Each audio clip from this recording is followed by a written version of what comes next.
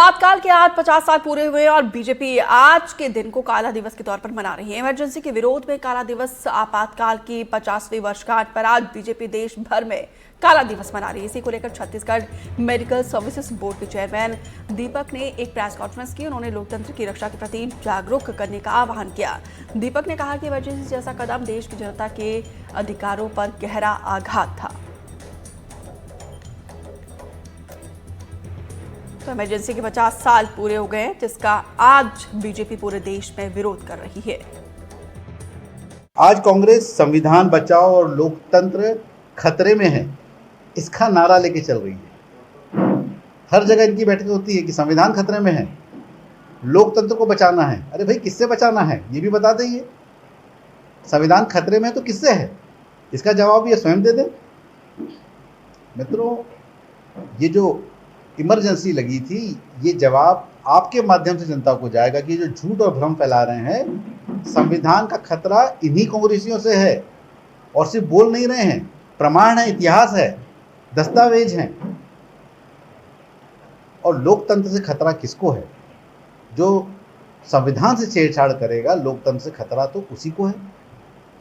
जो संवैधानिक व्यवस्था को दरकिनार करके संशोधन करेगा, देश के संविधान को खतरा उससे है। तो ये एक विषय ये भी है कि जो कांग्रेस भ्रम फैला रही है, ये भी लोगों तक जाए कि क्यों झूठ बोल रहे हैं, और इस झूठ का जवाब तो इन्हीं के पास है। इमरजेंसी के 50 साल पूरे होने पर बीजेपी आज काला दिवस मना रही है। इसी को लेकर मध्य प्रदेश के मंत्री विश्वास सारंग का क्या कुछ कहना है, ये भी आपको सुनाते हैं। भारत के इतिहास का सबसे काला अध्याय है। हमारे पूर्वजों ने अंबेडकर साहब सहित भारत के इतिहास का सबसे काला अध्याय है। हमारे पूर्वजों ने अंबेडकर साहब सहित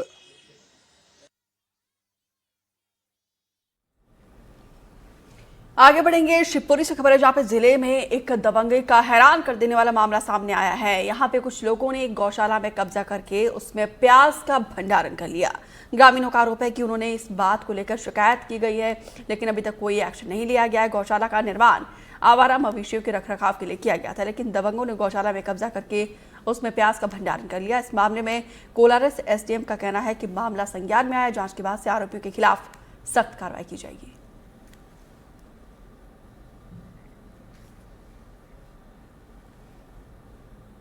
छत्तीसगढ़ में मानसून की आवक के साथ ही खेती किसानी का काम शुरू हो गया है। बारिश के साथ ही किसानों ने धान की फसल की रोपाई शुरू कर दी। तो वहीं किसानों का यहाँ पे समय पर खाद मुहैया कराने के लिए राजनांदगांव जिले में सहकारी समितियों में करीब 50,000 मीट्रिक टन से ज्यादा का खाद के भंडारण का लक्ष्य रखा गया है, जिसमें से 27,000 मीट्रिक टन खाद का भंडारण किया जा चुका है। इसके साथ ही सोसाइटी के जरिए किसानों को खाद दी जा रही है, लेकिन किसानों का कहना है कि सोसाइटी में डीएपी की कमी है, जिस पर अधिकारियों का कहना है कि डीएपी खाद के विकल्प के तौर पर और भी खाद समितियों पर है, जो कि किसानों में बांटी जा रही है।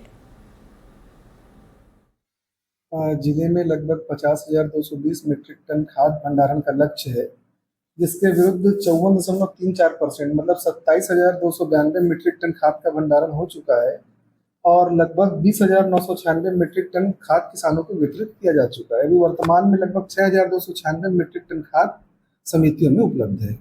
पॉज मशीन से जो वितरण हो रहा है, उसको लेकर देखिए, पॉज मशीन से जो वितरण हो रहा है वो मोबाइल फर्टिलाइजर मॉनिटरिंग सिस्टम के अंतर्गत खाद का वितरण हो रहा है। ये केंद्र स्तर से ही प्रस्तावित एक योजना है, जिसके माध्यम से जो भी खाद मार्कफेड के डबल लॉक सेंटर से समितियों में आता है, तो समिति सबसे पहले उसको अपने पॉज मशीन में लेता है, एक्नॉलेज करता है। उसके पश्चात वो किसानों को उनके बायोमेट्रिक के माध्यम से वितरित कर पाता है। डीएपी की काफी मांग रहती है, डीएपी की थोड़ी कमी है, लेकिन डीएपी के विकल्प के रूप में यूरिया और ट्रिपल सुपर फास्फेट का भंडारण समितियों में किया जा रहा है और यथासंभव डीएपी भी जो उपलब्ध हो पा रहा है किसानों को वितरित किया जा रहा है।